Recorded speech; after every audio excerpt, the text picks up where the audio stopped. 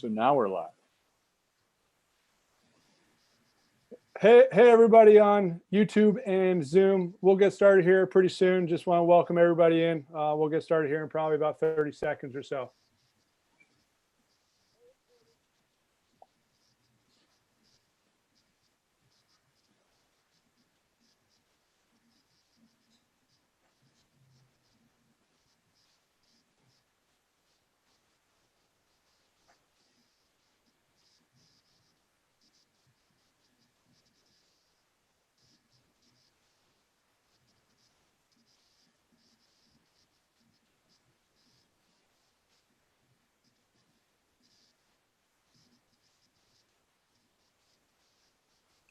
Dr. Lauer, Ken, are you guys ready? Let's do it. Sure. Okay.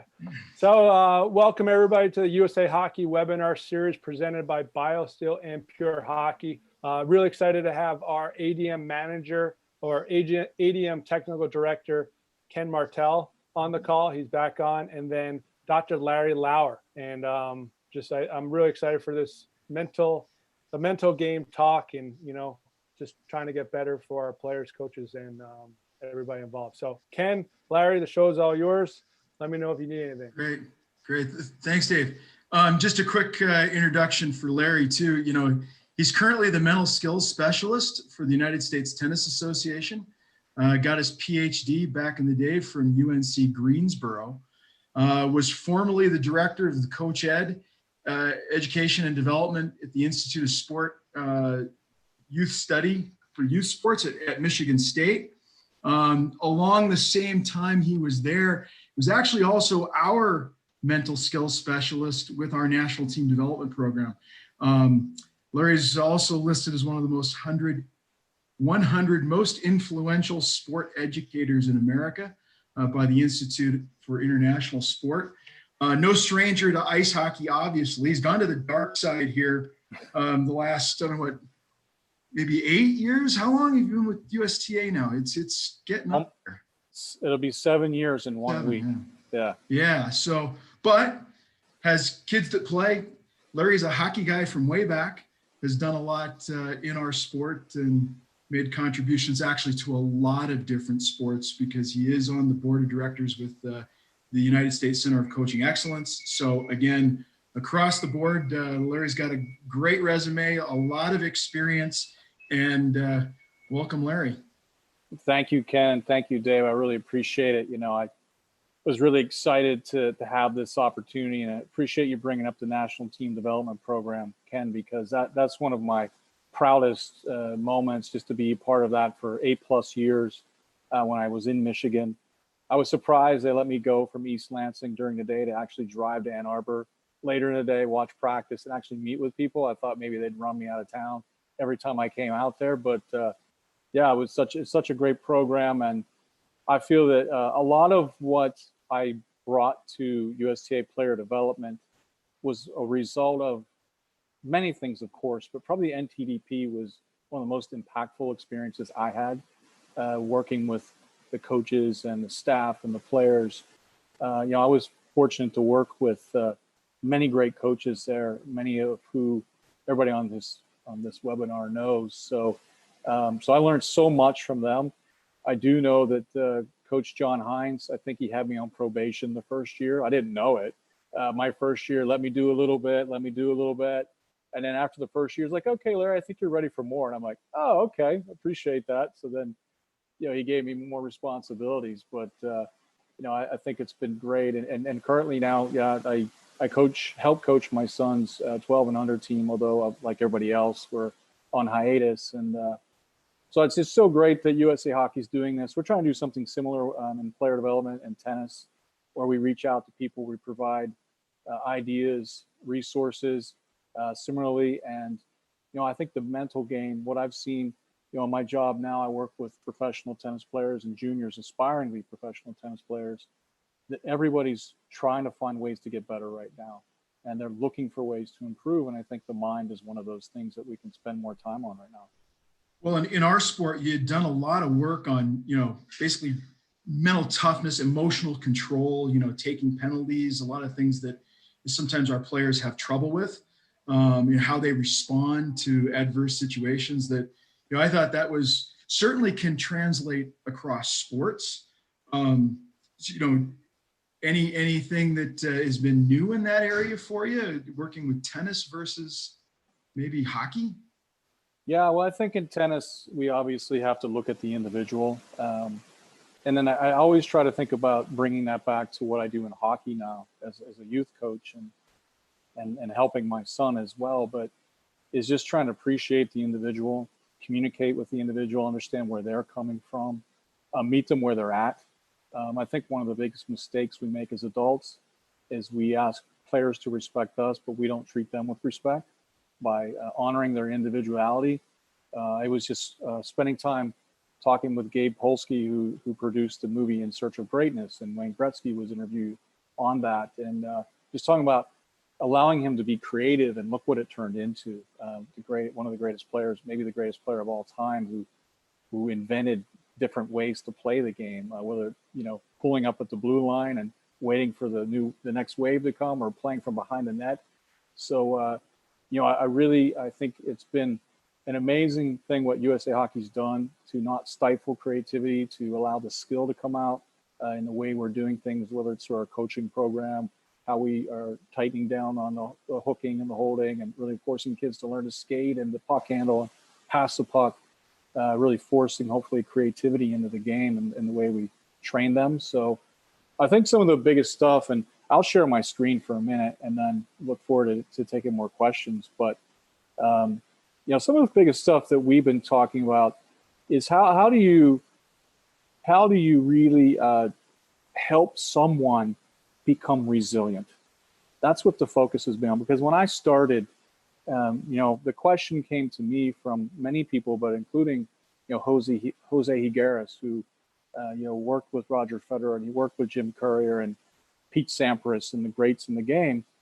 How do you help players learn to become champions? And we had this thing in American tennis where we were struggling playing under pressure, and we were trying to what's going on there. And I really felt like we were leaning on the idea that we needed to be amazing and play perfectly to win, versus really accepting the reality of sport, which is that it's messy, it's open, it's chaotic, and that's how it's meant to be. It's not meant to be perfect.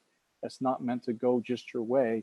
And when you can accept that, you can really start, I think, to thrive in pressure situations. That's where it begins. So we really certainly try to talk about this resilient, confident competitor. And I'm going to share this with everybody. You can see my screen, but when you're faced with a challenge, with an adversity, a negative stimulus, do you channel your emotion with composure, or do you let your emotion run wild, intense, uncontrolled in your response? Are you curious and open-minded on figuring out what to do? Are you closed-minded and rigid and not really coming up with new ideas? Are you focused on actions and solutions? Are you only focused on the problem and kind of acting helpless? Are you adapting and bouncing back? Or are you stuck, stale, frozen? Are you embracing challenges? Are you kind of being the victim? That this has happened to me, woe is me. And this is a way to think about, when you look at a young player, they're not going to be always resilient, but they have the capacity to be resilient. And we got to start talking about these things of, what do you control? Well, there are certain things you can control. Your response to what happens to you, not what actually happens. And sort of bring the attention to that, and helping them start to deal with failure and losing and mistakes in a good way. And how we coach them makes all the difference in that. And that's really been what I've been focused on. Here's another way to look at it. I talk about the fragile mind versus the resilient mind. In the fragile mindset, you just want things to go your way, and you don't have to think too much about it, right? I just want kind of my talent to come out. I just want it to happen. I don't have to think about it. I don't want to have to really prepare mentally. Whereas on the resilient side, I can analyze what's going to happen in this game in a deep way, and I can get it back to the simple. Sean McCann at the USOPC talks about this all the time. You're moving from complex to simple as you're preparing for a game and as you get closer to the game. But you have to teach kids the ability to do this, and it starts with the way you talk to them.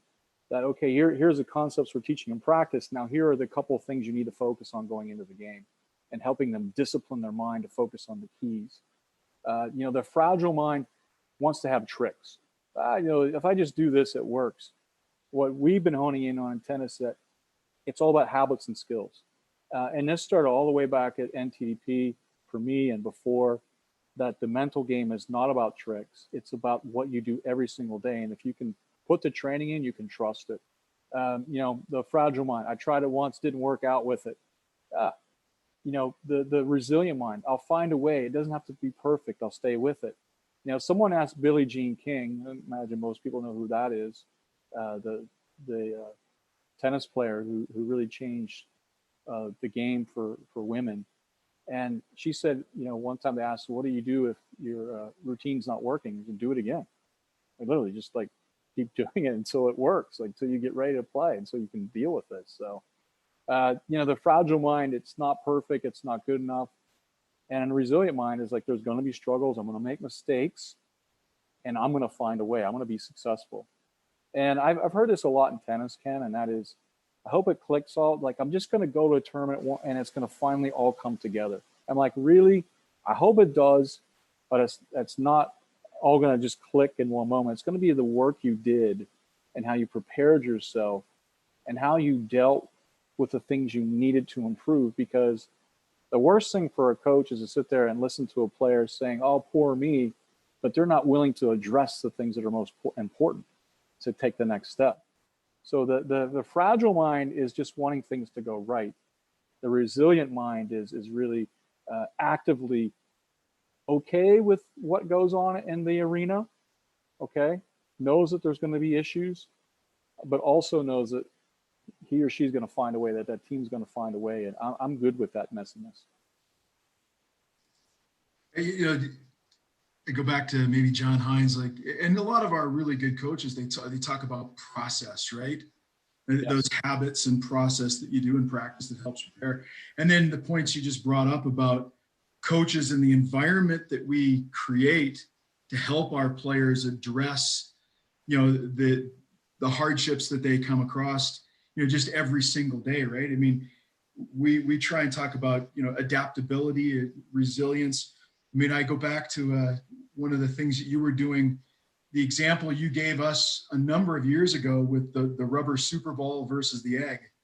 Right? Oh, yes. Visual sticks in my head all the time, still to this day. We want to be able to bounce back strong versus hit the wall and crack, right?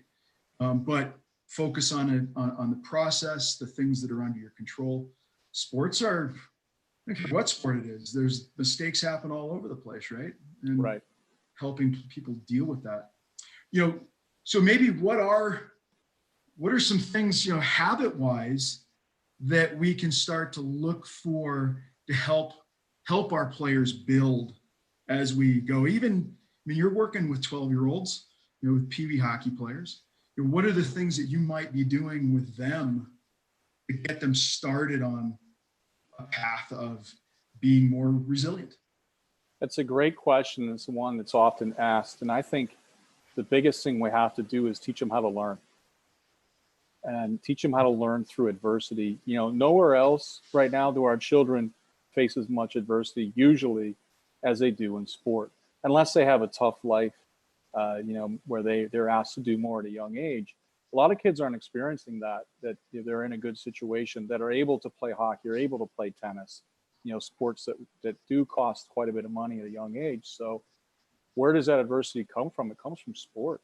In school, a lot of these kids overachieve.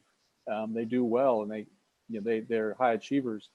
But in hockey or in tennis, it doesn't matter if you're a high achiever. You're going to make mistakes. I promise you, Sid Crosby would tell you that he made mistakes all along the way, and he got back up. And so this is what we tried to hone in on when I started 7 years ago with the USTA Player Development. We had a group of kids training who were younger in New York at our Billie Jean King National Tennis Center up there where the US Open's played. And we decided to start by helping them to learn through their mistakes. That was the beginning point.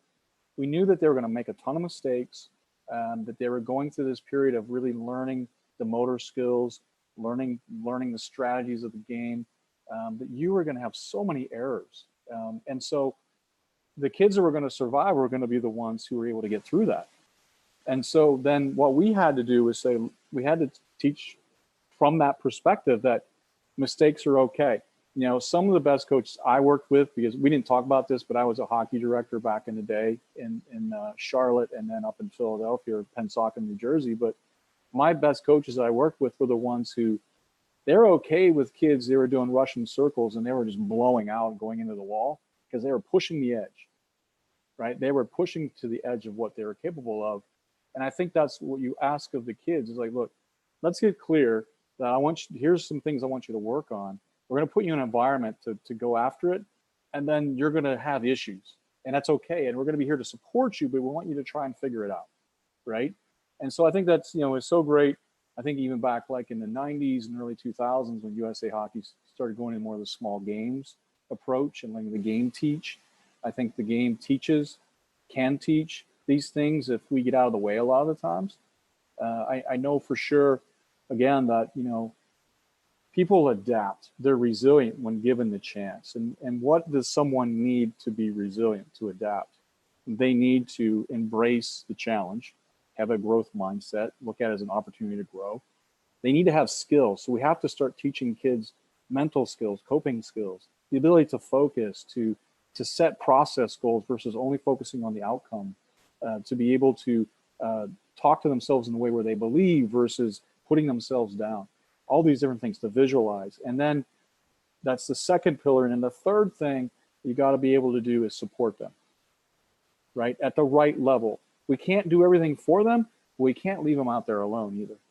And so it's a tricky balance there. And I can talk more about that later, but these are kind of the three things you need if you want someone to adapt.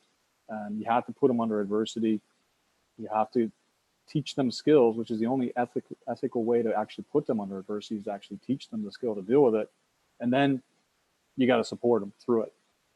And support looks different, whether it's challenge or actual, you know, encouragement. So to me, you know, at a young age, helping them learn that their mistakes are part of the journey.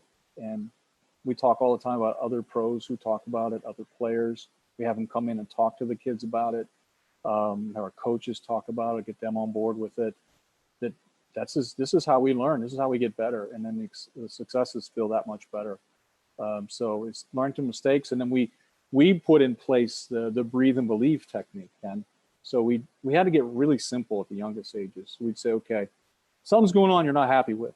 You're missing your forehand. Or in this case, maybe you're flubbing the puck when you get it. All right. Take a moment, breathe, tell yourself one thing that will help you. Maybe it's something your coach tells you to do. Maybe it's something that your parents tell you to do or something that you know. Pick one simple thing that you can do. And so we start to see the kids is they make a couple mistakes on the forehand. They step back. All right, come on, just go for it. Go for the shot. You know, get behind the ball, whatever, right? And then you see this thing evolve over time where now you're talking about 14, 15, 16, and it gets more complex.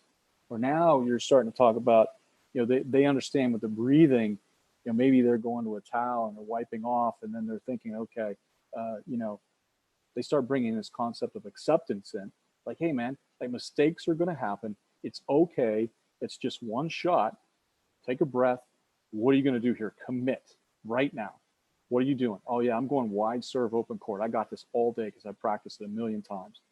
And that's what we're trying to boil it down to. And I don't think hockey's any different that, you know, from an individual level perspective, that you want the kids to really dial into their strengths and especially in game time, and then work at the things that they need to improve with an open mind. And the way we coach them makes all the difference.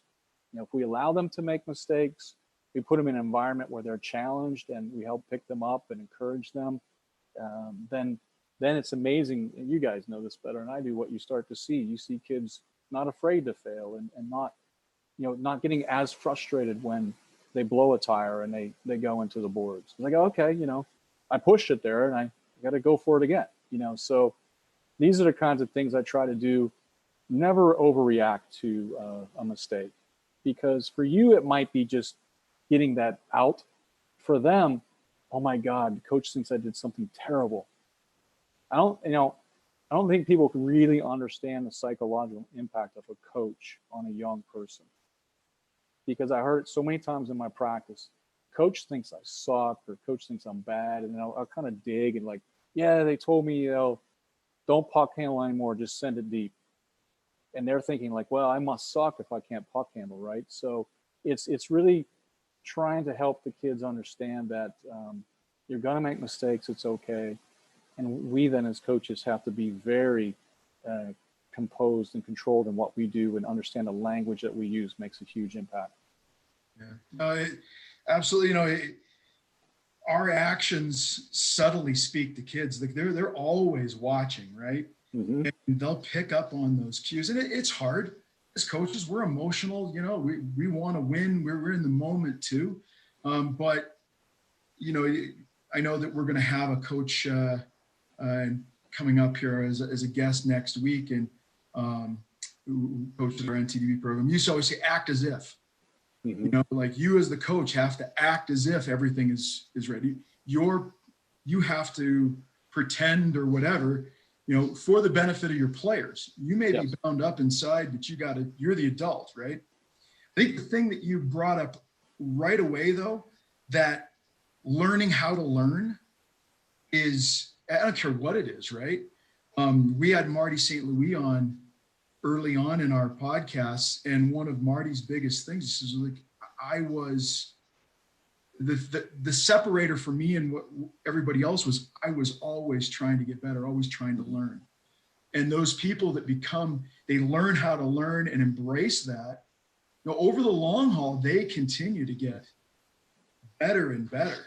So all this ties together, but a lot of what you're talking about, we say simple, not easy. Yes. Pretty simple in concept, but is there anything from a coach's standpoint that you can give them advice when in the moment? For example, how do you maybe take a step back so that you're not displaying the wrong thing for your player in the moment? You're going to give support. Yeah, that's a great question. And trust me, when I'm behind a bench, or I've coached baseball for many years too, youth baseball, when I'm standing at first base and my son's at the plate, I promise you my heart rate goes up, or when he goes into pitch. I'm no different than the other people on this call. I want him to be successful, and I think, God, I hope he hits this ball hard, because that means I did a great job. Wait, Larry, what are you thinking?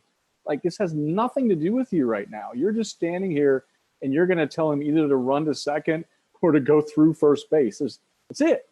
So I think we just have to check ourselves, because it's natural that emotional attachment we have with our children, or as a coach, just really wanting to be successful. That's great. I want you all to strive for success and be the best coach you can be. But that's going to come from their learning, not from winning and losing. And to me, the best way I've ever heard this described, Ken, was a friend of mine who was a CEO at Think Detroit Police Athletic League in Detroit, Tim Ritchie. And he said, the measure of your season and your coaching is not your win-loss record. It's your record of how many kids come back and how many leave. I was like, okay, now you got me. Now I'm hooked, because if your kids want to come back and they want to be there with you, you've got a shot. So who cares if they passed the puck through the middle and the other team picked it off and went on a breakaway and scored? That stuff's going to happen. That gives you a chance to teach. That's a teachable moment, and that's what it's all about. So now, more practically, I've made a living of doing this for myself and the coaches I've worked with. That you need to, if you're struggling with your emotion, step away from the stimulus, take a breath, take a couple breaths, think about what's most important right now. Let your assistant coach or someone else step in. You're a team. Give yourself that emotional space if you feel like you're starting to lose it a little bit. I hear it a lot in the rinks, people screaming out, yelling out. And, I think at the end of the day, you want to know when you walk out of that bench or off the ice after a practice, that those kids, they really look up to you, they respect you, and so do the parents. So I don't think, I've never felt like you know, because I made a lot of mistakes in the past, Ken, but I never felt like I wanted to have my character be less because I wanted to win so badly or because I lost my way. I did it at times when I was younger. I spent time in the penalty box for sure. So, well, you know, as coaches, I think all of us, we want to help. yes. It's one of the things that makes us a coach. Like, it's why we donate time. It's why our youth, we do what we do. But, you know, sometimes it's that misunderstanding of how we're really helping and how we're not helping, you know. Well, I have a question that kind of rolled in here from Lee. It says, well, there's some basic principles that go across the board with mental preparation and resiliency in athletes. I'm curious how to adapt in a team environment. While tennis is more of an individual sport, can peer pressure be an effective, positive influencing tool? yes, absolutely. And it's one that I feel like we use well at NTDP. My belief, and I did this in tennis too when I worked for the men's tennis team at Michigan State University, that you try to get, and I'm stealing this, you know, from Barry Smith, but you try to get the core of your team, your leaders, your influencers bought into your philosophy, right? That we're on the same page. This is how we're going to go about things. And that's how you can start winning the locker room. Because the players are always looking to the other players, especially as they get older. You know, maybe the 10 and unders and the 8 and unders, you know, it's all about the parents, and then they're tying the skates and whatever. But as they get older, they're looking to each other to see how they're reacting to these things. And if you have, especially 14, 16 on up, those players speaking the language, then you have a chance to have the kind of culture that you want to have. And it begins too in the locker room, but also on the bench. You'll want to have those guys, those influencers on the bench who are saying, hey guys, yeah, that was a tough shift, but let's come right back and have a good one here. Let's get the puck deep. Let's move it, you know, whatever, right? And in that talk, that's what I want to hear on the bench. Again, young kids aren't going to do so much of it, right? They might just celebrate when they score a goal, or, you know, and so you're teaching the talk on the bench by modeling it as a coach. And so to me, you know, if you want a resilient environment, you got to go all the way back to, you know, training it and asking for it. Coach Jose Higueras, I mentioned him earlier, he always says start at the beginning. And what are your expectations from the start? And are you communicating your expectations? Our expectations are you're going to make mistakes and you're going to grow from them. You're going to give a great effort. You're going to listen and you're going to support one another. And we're going to lay that out. And then we're going to put you in situations in practice where that's going to get tested. And I'm going to help you through it.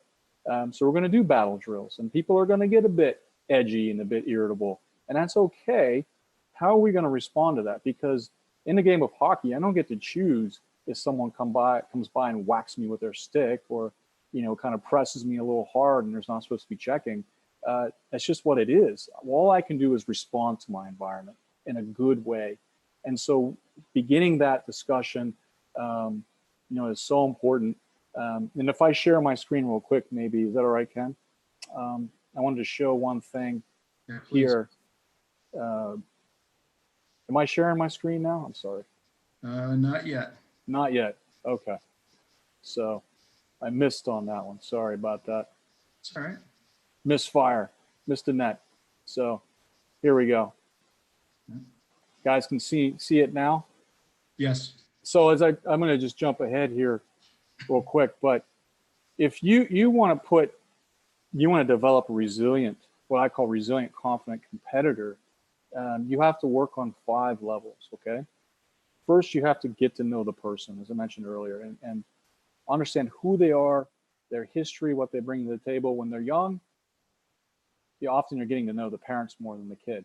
As they're older, you need to know what their hockey experiences are, who they were coached by, have they been on a lot of winning teams, have they lost a lot, how have they been sort of made responsible on their teams, etc. Once you get to know them, you need to create awareness through helping them see their tendencies, their strengths, the areas they need to improve. So if you want someone to be resilient, they're going to have to be aware of the way they're thinking. In the moment where, all right, something happens to them, something goes wrong, you get behind 2 goals in the first period, Are they thinking, oh, this is awful, that's terrible, they're awfulizing, we shouldn't be losing to this team, they're shooting, they're doing all these sort of what we'd call in cognitive behavioral therapy distortions, these faulty thoughts. Are they aware of these things that they do, and are you able to help them break them down? Well, it starts with awareness, and then I think it gets into commitment, and the commitment of the good daily habits: how you sleep, how you eat, how you train, how you balance your school with your hockey, how you do these things, your routines, your schedule. They make up the base of what you're going to do, right? I've never said, Ken, to any coach I've ever worked with, including Heinze, because he would have laughed at me. Look, I can come in and fix all this. I'm the guy. I just do my 1% as a mental coach. And if that base isn't strong, that they're not fit, they're not sleeping well, my job got a lot harder. And so I'm putting Band-Aids on wounds that aren't going to heal. So the base has to be strong. If you want a resilient competitor, as my mentor, Coach Jose Higueras would say, well, then they got to learn the game. And so strong training, the way you do things is very important. Having routines, having great training, having discipline. And then you can really, now you're working on all these things all the time, but the things you do in mental training, like teaching them self-talk strategies and doing visualization, have more payoff because I'm a well-rounded player. So I can imagine myself going into different situations and being successful. And then at the top of the pyramid is, it's great you're teaching these mental skills. As I said before, you got to put them under pressure.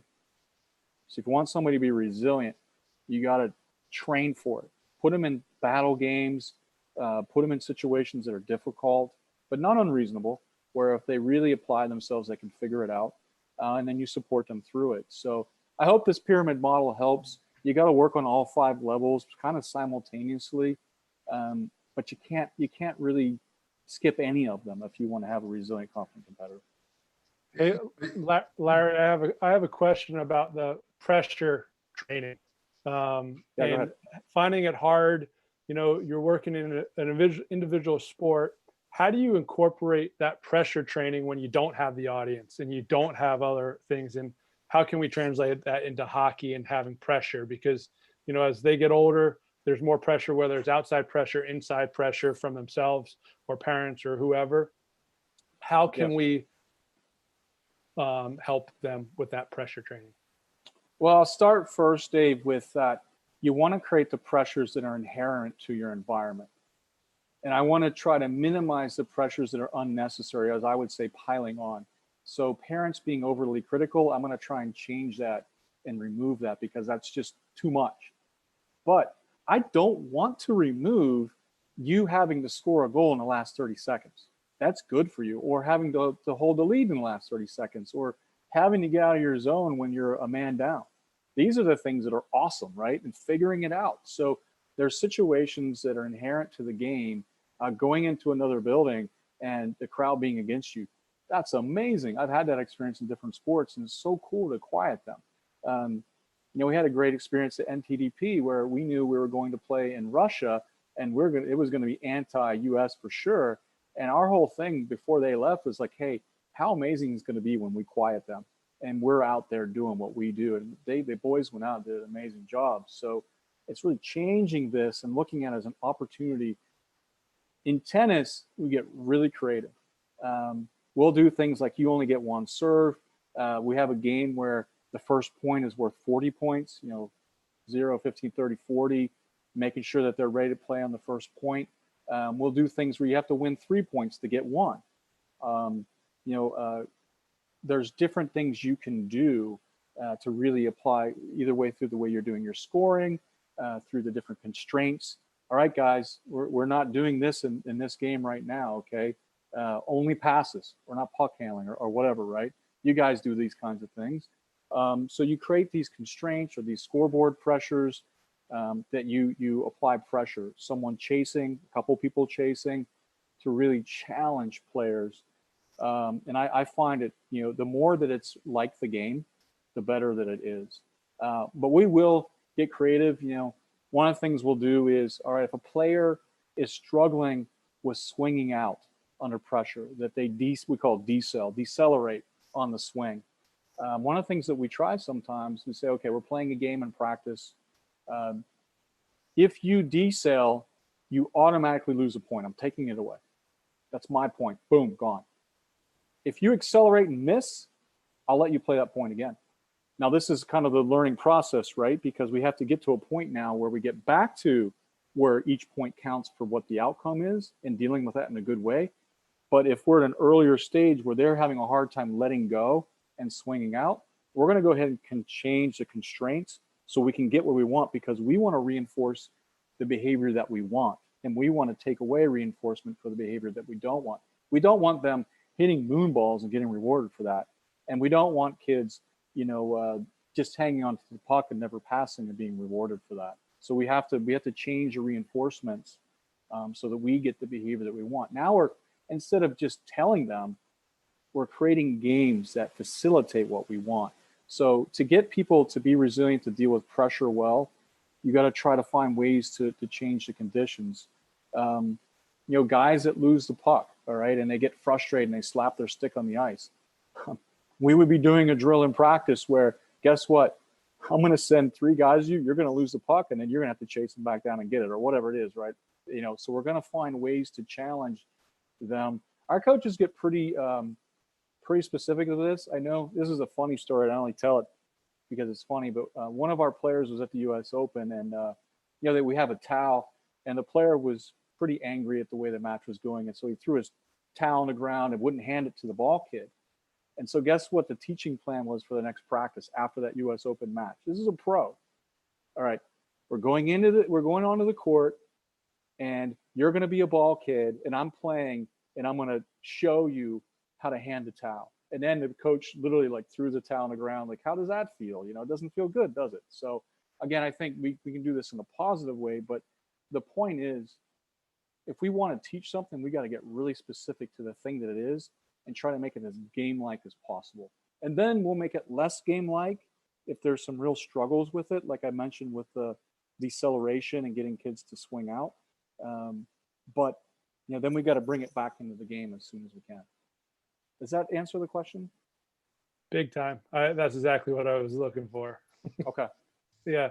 No, that's really important, I think, for coaches to, understand and realize that there's those other ways that you can get your outcome that you want, it's whether it's a point system or adding points. And I really like that, hey, this first point or the first serve counts as 40 points, or whatever it is, because, you always hear, hey, my team was never ready to start the game. We're never ready.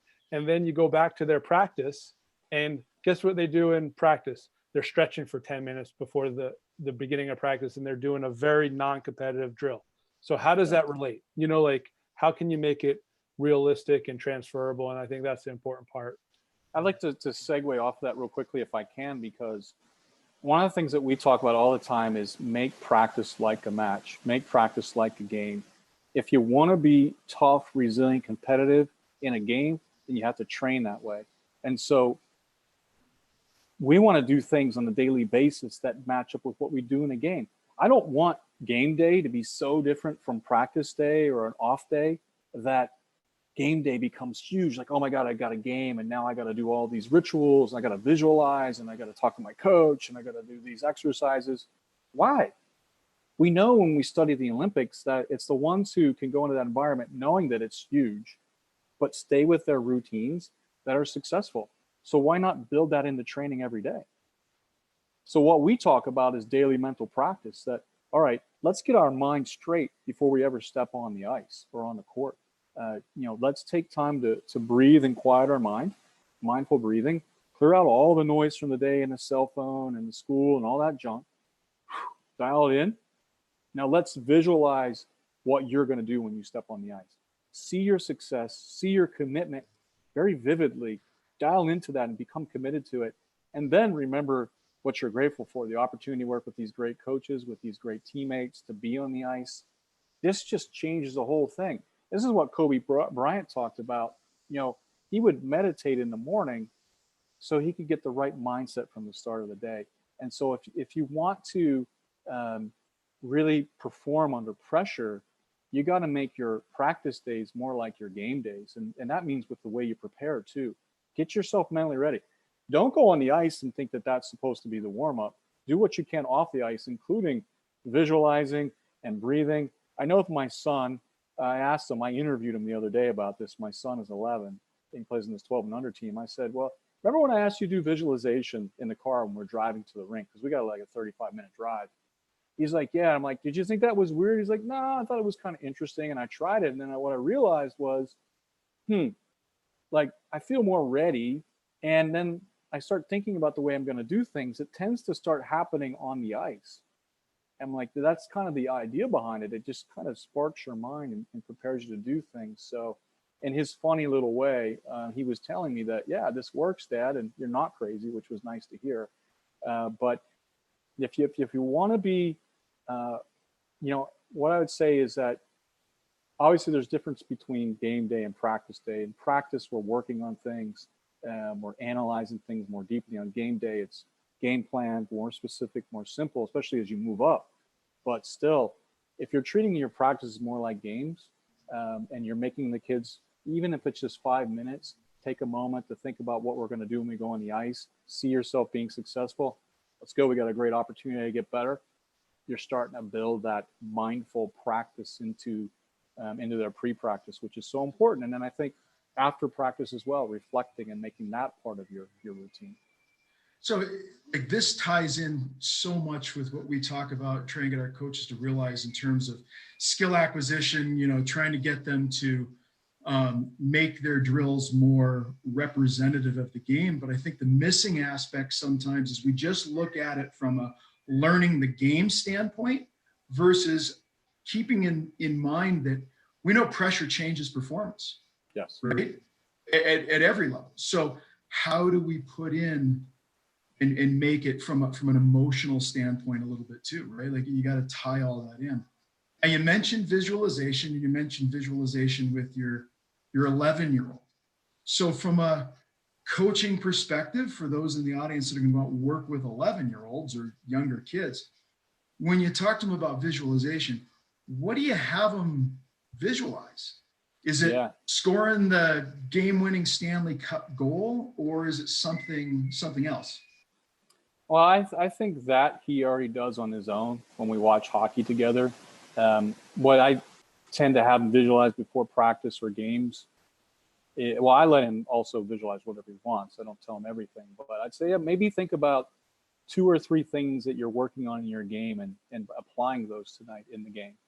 That maybe this puck handling you're trying to do or receiving the puck on your backhand. Imagine yourself doing that. So he's pretty good about sort of picking out things that he's working on in practice and then thinking about how he would also apply them in the game. I started out really simple because I was unsure how, when it's your own child, oftentimes they don't want to hear it from you. That's just the way it is. And so I was like, look, what do you think about, maybe kind of working through in your mind a couple things that Coach Brock has been telling you. He's like, yeah, I'll do that.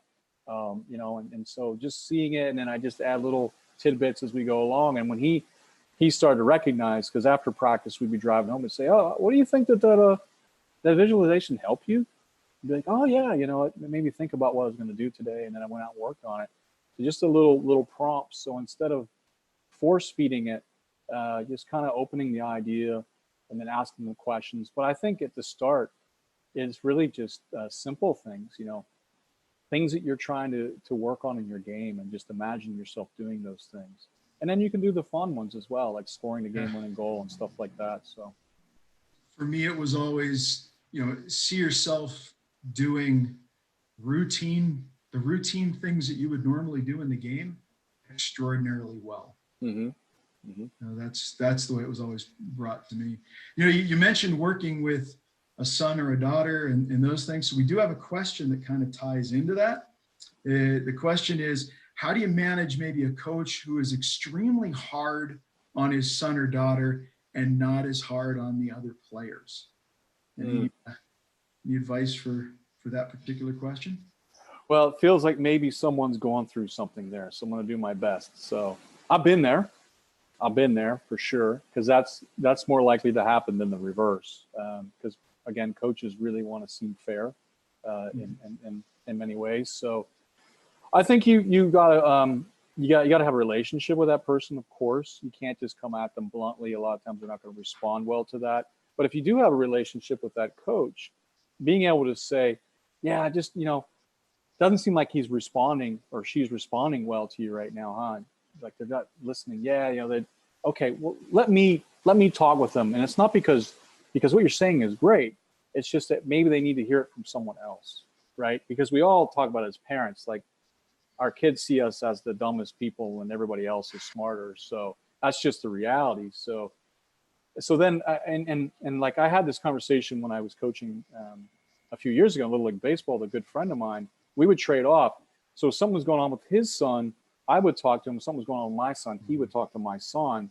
And we even made that kind of a rule between us. So, but I think it's kind of bringing awareness to this obviously isn't working that well, or your child's not responding well to this. So maybe there's another way to go about it. As they get older, so I did this with high school age basketball players who are a little bit more mature. Now this was girls, so maybe us guys aren't ready to pull this off yet in high school. I don't know. But I worked with them, but we said, look, I want you to tell the parents at the parent meeting the things that they do well. And then I want you to ask them for things that you need from them, which were the things that we all knew that they weren't doing well. And so we prepared for it. The girls made their plan. They did a run through with me, and then they did it.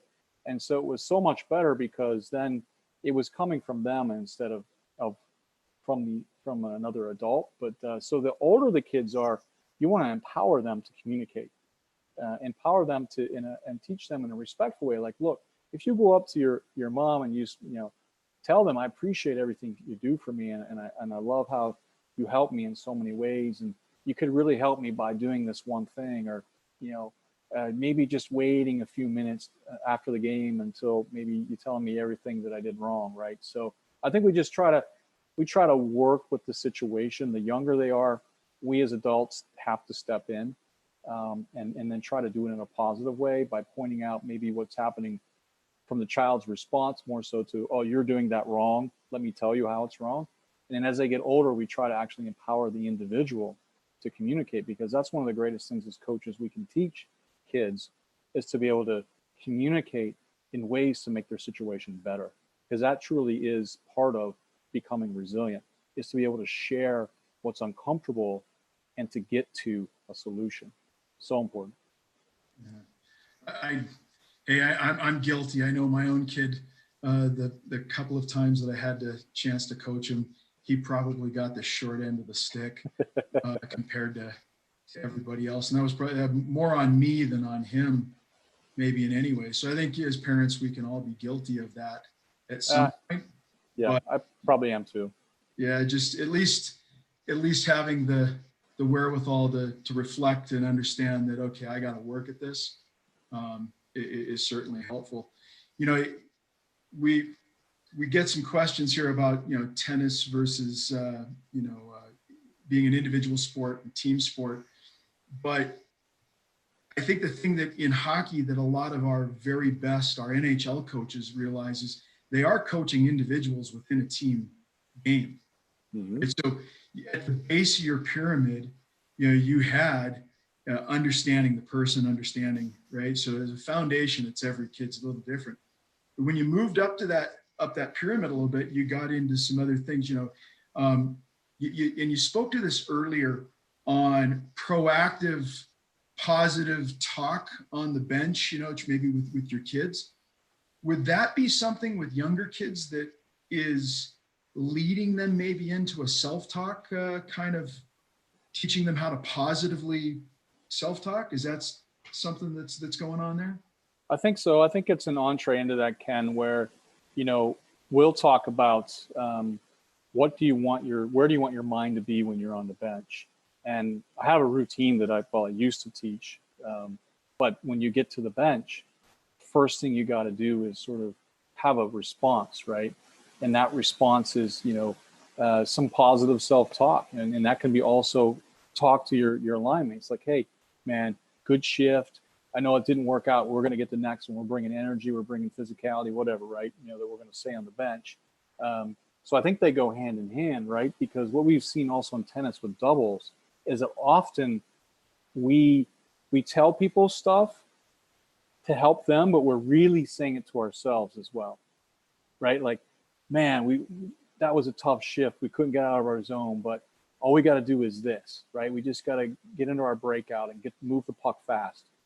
But you're talking to yourself too. So I think we try to teach this routine of this positive response, come over, just try to say something encouraging to yourself or to a line mate. Take the time to recover, clear your head, because you're kind of reviewing the last shift when you come over. You might be doing again as line mates or one other guy, and you might be doing it internally. And then clear that out through breathing. You know, take 2 deep breaths, clear your head, and then move it to, all right, what's the commitment for next shift? What are we refocusing on? Next shift, we get out there, we're moving the puck quick. Let's move the puck around.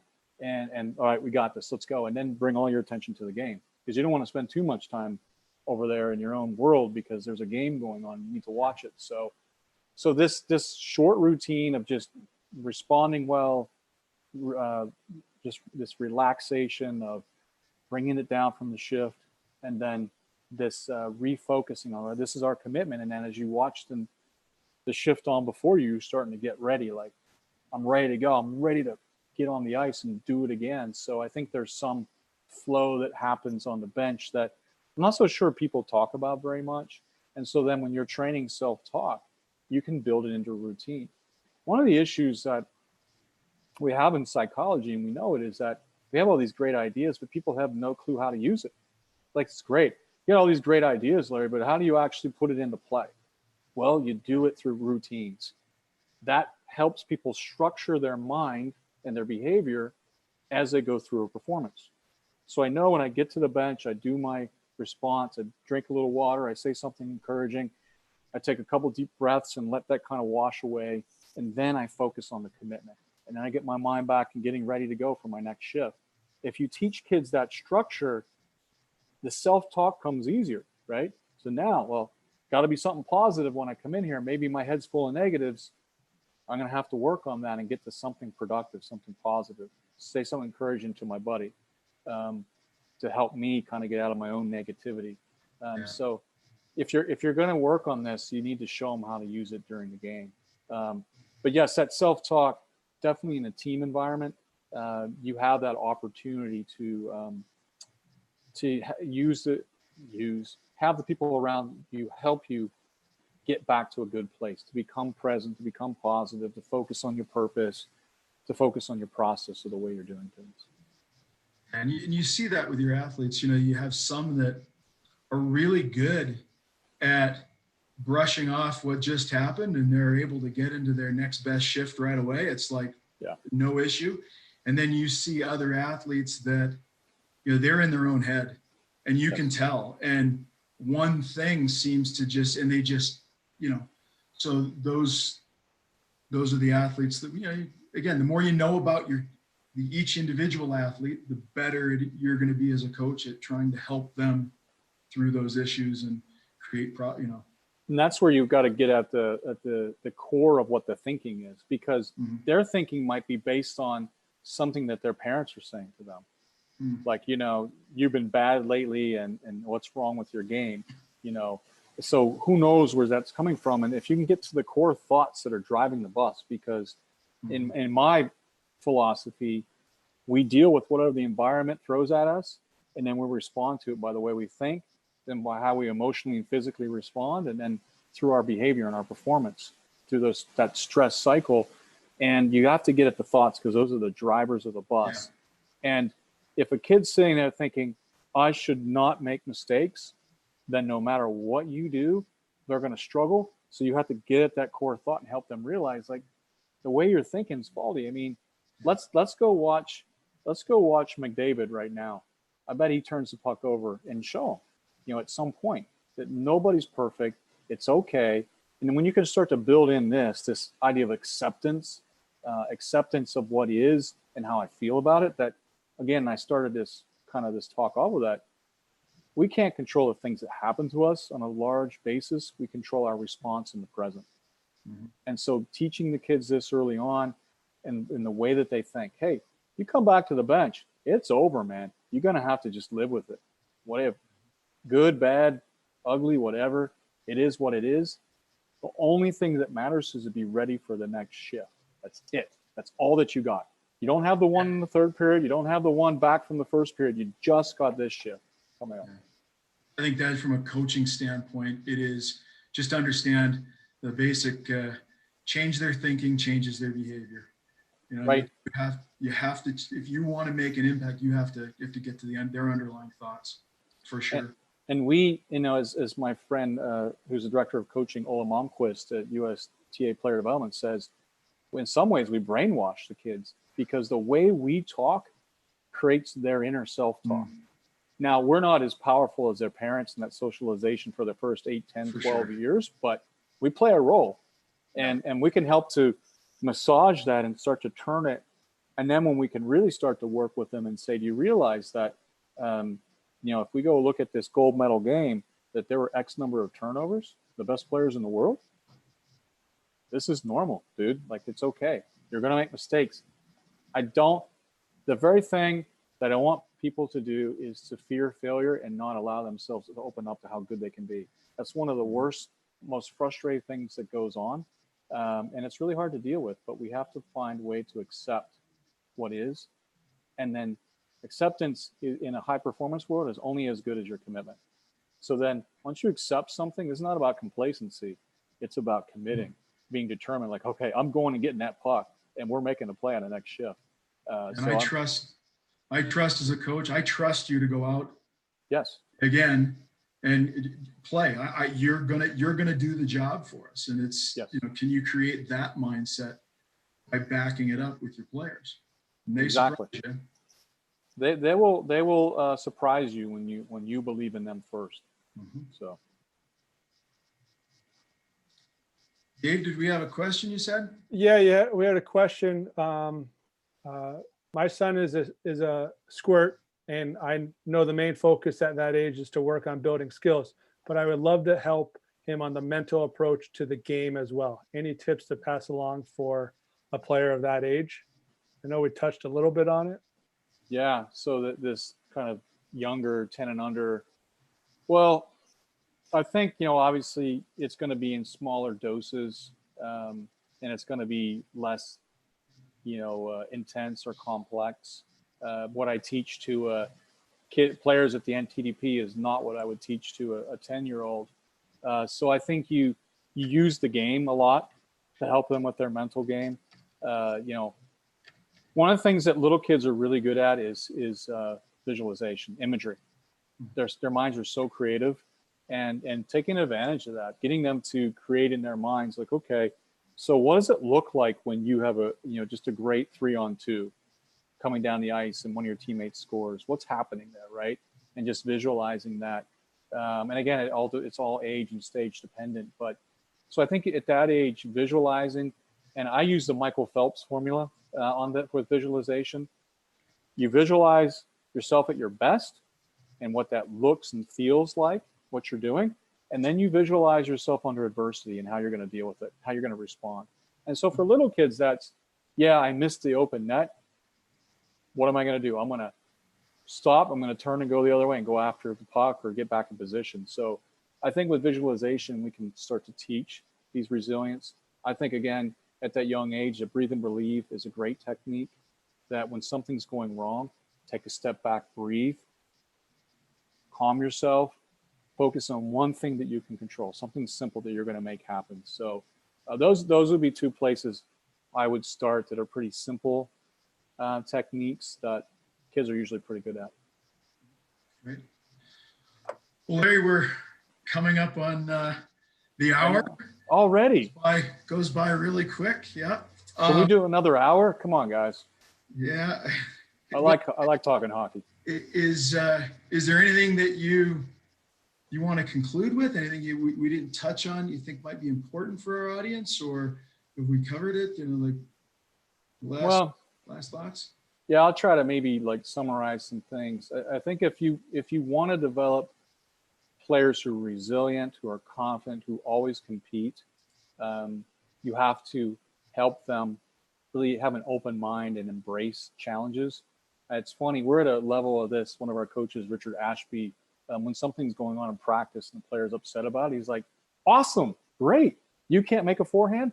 This is exactly what we need to train for, because somewhere in a match at some point, you're going to have the same struggle. And right now is going to determine how you're going to deal with that later. So we try to help them embrace the challenges a lot in training. And I think changing the way we view things. If kids are struggling, that doesn't mean that you're terrible as a coach. That might actually mean you're doing your job. Like, you're exposing the things that are difficult. Now help them through it, right? That's kind of what we need to do as a coach, is take them to the places that are uncomfortable, help them through it over time. They don't have to get it right away. As they're going through these experiences, know that you're going to get reactions. You're going to get emotion, and that's normal. And so what you got to do when kids are struggling, and I found this technique works personally, instead of going up and saying, what's wrong with you? And it's like, hey, I see that you're frustrated. What's going on? Because in their minds, what's happening is the why question. Why aren't you playing well? Why is this going this way? Why did coach make me do this? Why are my parents standing right on the glass, banging on it? They're judging the whole process, right? And starting to get negative. And we got to change it to the what and the how questions. What are you going to do? How are you going to go about it? And through a way that we approach them, hey, I see that you're angry. I get it. I would be too. But what do you want in this situation? How do you want to respond? We can't control what's happening out there. All we can do is just a little bit of what you got in the next moment. So the way we interact with them allows us then to open their minds to, you know what, I can deal with this in a good way. And I think those are two very important things that we have to keep in mind. And then obviously, you know, as we move along, you got to teach them the mental skills, and we've got to put them in environments where it's uncomfortable, but yet it's reasonable. They can actually succeed if they apply their skills, if they apply themselves in a good way. Well, that's great advice. Dave, I think that's a wrap probably for today. Okay, we've been asking some of our other guests, all of our other guests, if you could look back when you first started coaching, what would you tell your younger self, or any advice for yourself? Ooh. So this is for me, Dave? That's for Larry, yeah. He's already grilled us with this. So what would I tell my... This is the curveball that you said you didn't want. You know, I like curveballs. I love the curveball, man. Don't throw that curveball at me. If you hang it, it's going over left center field. Overcoming adversity, Larry. That's right. I'm stalling, you can see. So, you know, what would I tell myself as a young coach now, what I know now?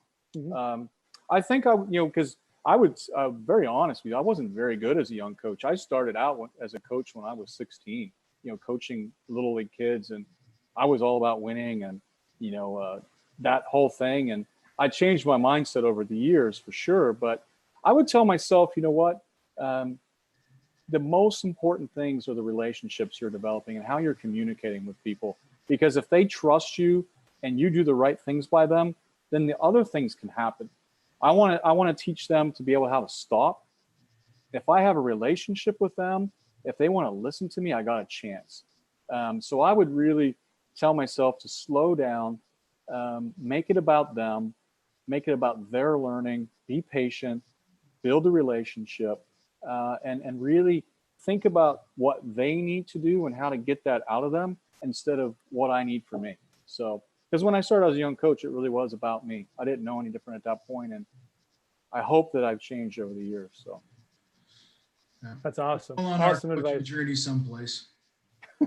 Well, it had to, right? You know, someone would have just punched me a good one or something, knocked me out for being egotistical and self-centered. So, I mean, I think one of the things you learn this from though is that you get around good coaches. You learn so much. And I got to say this before we sign off, that I've learned so much from the coaches I've worked with over the years that I hope that I've helped them, but I think maybe they don't know this, but they've helped me more than I helped them probably, because I've learned so much about how to work with people and and how to work with teams and create cultures and environments that,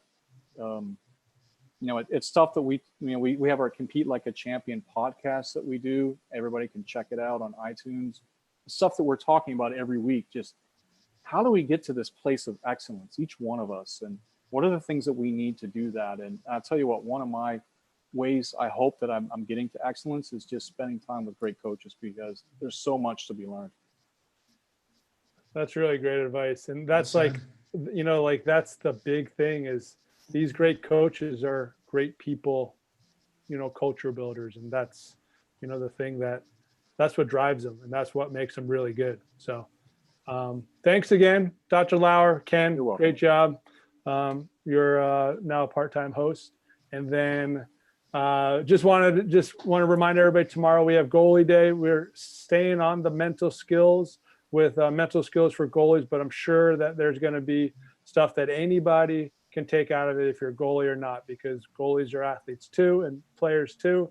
And then on Friday, we have Assistant General Manager of the Chicago Blackhawks, Norm McIver, who is a superstar defenseman for Minnesota Duluth, with a great D partner, Guy Gosselin, one of our ADM managers. And, Guy's going to be on, and we're going to kind of dive deep in who is the leading catalyst, either Guy or Norm. So it's going to be a fun conversation, and we will see everybody tomorrow at 3:30.